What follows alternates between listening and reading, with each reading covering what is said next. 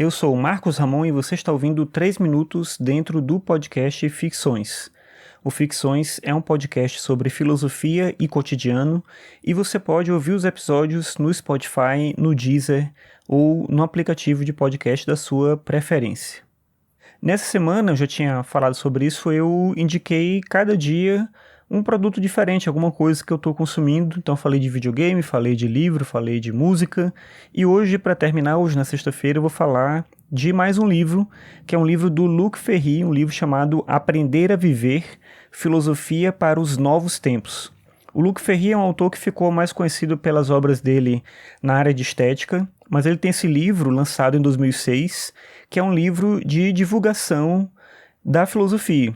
Como tem muitos por aí, ele mesmo na introdução fala que o livro dele é único, e eu não acho que ele é tão único assim, acho que tem muitos livros de divulgação de ideias filosóficas, só que eu acho que tem uma vantagem talvez do livro dele em relação a outros, que ele mesmo menciona aqui no prólogo, quando ele apresenta a ideia do livro, que é a forma como ele trata o tema. Ele menciona durante o livro que a ideia de escrever esse texto surgiu de uma oficina que ele fez. Ele tinha feito uma viagem, ele não disse aqui para onde, e aí pediram para ele improvisar para as pessoas que estavam ali com ele um curso de filosofia para pais e filhos. Então, como ele tinha que fazer uma linguagem para pessoas que não eram da área da filosofia e tinham tanto adolescentes quanto adultos, ele teve que criar uma estrutura oral que fosse suficientemente compreensível para todo mundo, mas que não perdesse o rigor da ideia da filosofia. E aí ele teve depois o interesse de transformar esse curso em livro. Como ele mesmo diz, ele mantém um pouco do estilo oral, ele não usa citações, tem algumas, mas não usa citações longas, ele tenta fazer sempre um diálogo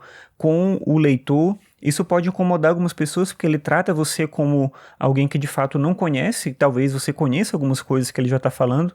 Então, em muitos momentos ele fala, você não sabe o que é isso, mas deixa eu te explicar como é que é, e ele vai detalhando cada um dos elementos da história da filosofia, desde a antiguidade até os dias atuais, o que é muita coisa para um livro só, mas ele consegue fazer isso de uma maneira que é bem natural. Então uma escrita que ela vai, obviamente ele faz escolhas, mas é uma escrita que ela vai se construindo como um diálogo mesmo. Então ele não fala de tudo da filosofia, que seria impossível, mas ele vai selecionando elementos que ele julga que são importantes em cada período. Eu acho que é uma iniciação de história da filosofia bem interessante, melhor, eu acho, do que os livros que tentam ser bem completos, porque, como eu falei, ele detalha bem aquilo que ele está apresentando, ele discute bem os temas, e dentro da seleção que ele faz, eu acho que é bem interessante, claro que dentro de um contexto do que a gente entende pela filosofia ocidental, que é esse o caminho que ele procura apontar.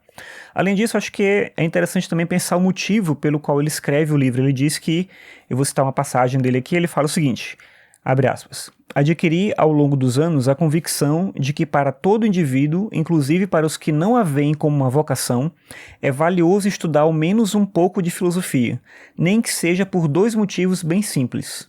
De acordo com ele, fecha aspas, né? E de acordo com ele, o primeiro motivo para estudar filosofia é que sem ela a gente não compreende bem o mundo em que a gente vive. Uma série de teorias científicas, ou o sistema político em que a gente vive, ou a economia que nos cerca, a forma como a gente se relaciona com as coisas, tudo isso tem a ver com ideias filosóficas. E a outra questão que ele demanda também, a partir dessa perspectiva do estudo da filosofia, é uma capacidade de saber como agir, que aí tem a ver com o título, que é Aprender a Viver. E eu acho interessante essa ideia de um resgate da origem da filosofia, do início da filosofia, como um conhecimento prático e não só como uma reflexão teórica sobre o mundo em que a gente vive.